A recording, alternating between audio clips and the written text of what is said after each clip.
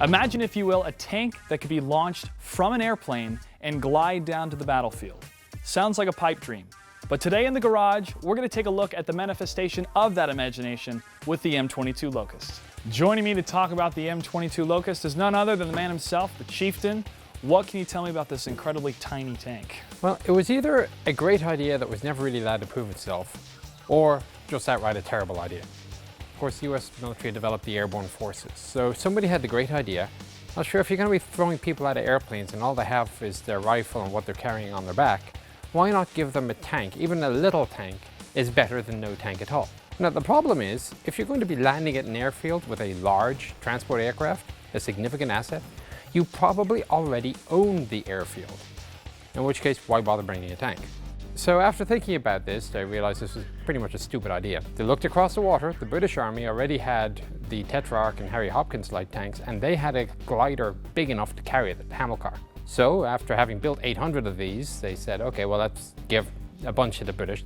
Now the problem though is, once you land on the battlefield, even though you have the best tank that you could bring, you still only have a half an inch of armor and a 37mm gun.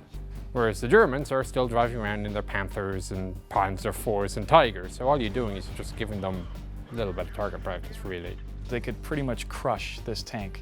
Yep, they would. Be a very embarrassing way to go. Well, let's go ahead and take a look at the treads. The suspension is the vertical volute suspension system again. You have a couple of bogies at the front, and then common to a lot of American light tanks of the era, you have a much larger trailing idler. It actually is on the ground as well to help spread the weight out a little bit more. The engine was 165 horsepower, like homing 6-cylinder. This was actually a fairly nimble little thing. So what can you tell me about the turret?